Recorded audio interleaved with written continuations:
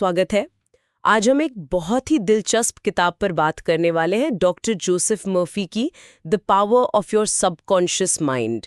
हमने इसके सार को देखा है। हाँ, और हमारा इरादा ये है कि हम समझें कि ये जो हमारा अवचेतन मन है, जैसे सबकॉन्शियस माइंड कहते हैं, ये असल में हमारी जिंदगी को, हमारी सच्चाई को कैसे बनाता है और क्या हम इसे कंट्रोल कर सकते हैं। बिल्कुल। तो चलिए सीधे बात करते हैं। सबसे पहले ये चेतन और अवचेतन मन में क्या फर्क है, मतलब बेसिक क्या है? देखिए, चेतन मन तो वो है जिससे हम सोचते हैं, तर्क करते हैं, लॉजिक वाला हिस्सा, रोजमर्रा के फैसले लेना, है ना। हाँ, जो अभी हम इस्तेमाल कर रहे हैं बात करने के लिए। बिल्कुल। और अवचेतन मन वो अलग है, वो है हमारी गहरी मान्यताओं, आदतों, भावनाओं का घर। और सबसे बड़ी बात, मॉर्फी कहते हैं, ये सवाल नहीं पूछता। सवाल नहीं पूछता, ये थोड़ा सोचने वाली बात है।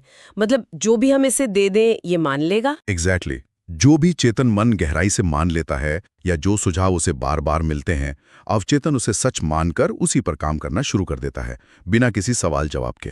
तो अगर हम सोचें मैं ये नहीं कर सकती, तो वो उसे सच मान लेगा। हाँ, और फिर वो वैसे ही हालात बनाने में मदद करेगा। इसीलिए मर्फी, या कहें किताब का सार, इस बात पर बहुत जोर देता है कि अपनी नेगेटिव सोच को पहचानो और बदलो, सकारात्मक बातें दोहराओ, एफर्मेशंस जिसे कहते हैं। एफर्मेशंस, हाँ, ये ऑटो सजेशन यानी खुद को सुझाव देना, ये सिर्फ दोहराने से काम करता है, जैसे रोज शीशे में देखकर बोलना। देखिए, सिर्फ मैकेनिकल दोहराव शायद उतना कारगर ना हो।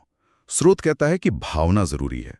जब आप विश्वास के साथ, भावना के साथ कोई बात दोहराते हैं, तो वो धीरे धीरे चेतन मन की जो लॉजिकल दीवार है उसे पार करके अवचेतन तक पहुंच जाती है। अच्छा, मतलब ये एक तरह की रीप्रोग्रामिंग है। हाँ, कह सकते हैं।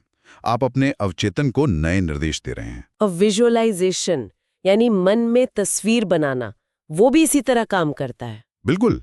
जब आप अपनी मनचाही चीज या नतीजे की इतनी साफ और जीती जागती कल्पना करते हैं, जैसे वो सचमुच हो गया हो, और उसमें भावनाएं डालते हैं, खुशी, संतुष्टि, तो अवचेतन उसे एक तरह के लक्ष्य या ब्लूप्रिंट की तरह ले लेता है। और फिर वो उसे हकीकत बनाने के रास्ते खोजने लगता है। हाँ, वो आपको प्रेरित करेगा, आइडिया देगा, मौके दिखाएगा, वो उस दिशा में काम करना शुरू कर देता है। ये तो कमाल है।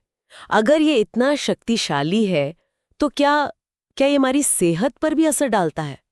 स्रोत में साइकोसोमैटिक बीमारियों का जिक्र था। हाँ, बिल्कुल। मर्फी का मानना था, और कई स्टडीज भी ये कहती हैं, कि बहुत सी बीमारियां मन से जुड़ी होती हैं। तनाव, डर, चिंता, ये शरीर पर असर डालते हैं। तो क्या इसका उल्टा भी सच है? मतलब सकारात्मक सोच से सेहत ठीक हो सकती है? शरीर की जो अपनी हीलिंग पावर है, वो सक्रिय हो सकती है। मन की उपचार शक्ति, है ना। वाह! और यही लॉजिक फिर पैसे और सफलता पर भी लागू होता होगा? हाँ जी, बिल्कुल। पैसे को लेकर हमारी कई गहरी मान्यताएं होती हैं, अक्सर नकारात्मक, जैसे पैसा मुश्किल से आता है, या मैं ज्यादा कमाने लायक नहीं हूँ। हाँ, ये सुना है मैंने। तो ये मान्यताएं अवचेतन में ब्लॉक की तरह काम करती हैं। स्रोत कहता है कि पहले इन पुरानी सीमित सोच को हटाना होगा, यकीन करना होगा कि आप समृद्धि और सफलता के हकदार हैं, और फिर विजुअलाइजेशन और एफर्मेशंस का इस्तेमाल करना होगा। प्रचुरता की सोच है ना, अबंडेंस माइंडसेट। बिल्कुल। स्रोत में माफी, फॉरगिवनेस का भी जिक्र है। इसका क्या कनेक्शन है? देखिए, गुस्सा, नफरत, किसी बात का पछतावा या अपराध बोध, ये सब बहुत भारी नेगेटिव भावनाएं हैं। ये हमारे अवचेतन को एक तरह से जहरीला बना देती हैं, बोझ डालती हैं। और माफ करने से? माफ करने से, चाहे खुद को या किसी और को, आप उस बोझ को उतार फेंकते हैं। मन हल्का होता है, शांत होता है, और स्रोतों के अनुसार इससे सकारात्मक ऊर्जा के लिए जगह बनती है, बेहतर नतीजों के लिए। ये समझ आता है।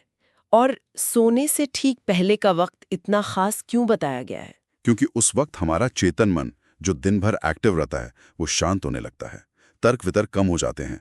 तो इस समय अवचेतन मन सुझावों के लिए ज्यादा खुला होता है, ज्यादा ग्रहणशील होता है। अच्छा, तो रात को सोने से पहले जो सोचें, उसका गहरा असर होता है?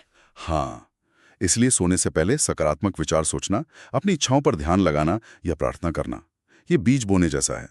वो रात भर अवचेतन में काम करते हैं। तो अगर हम इन तकनीकों को रोज इस्तेमाल करना चाहें, तो मुख्य बातें क्या हैं? संक्षेप में। मैं सफल हूं। दूसरी बात, ग्रैटिट्यूड, यानी आभार।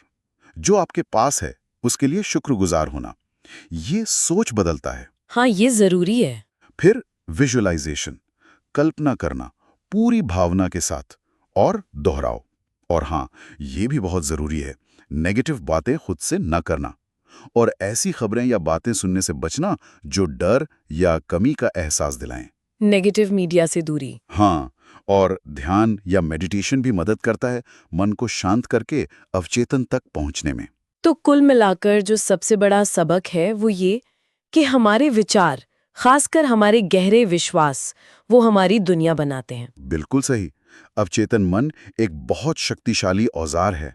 अगर हम इसे सही तरीके से सकारात्मक विश्वासों से प्रोग्राम करें तो ये हमारी जिंदगी को बेहतर बना सकता है। संक्षेप में कहें तो ये अवचेतन मन हमारे हाथ में एक जबरदस्त ताकत है।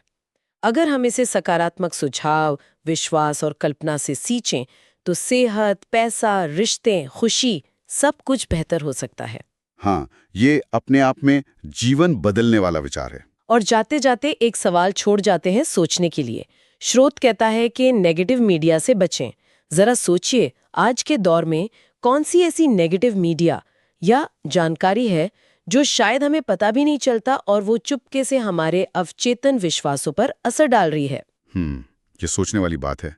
जरूर सोचिएगा।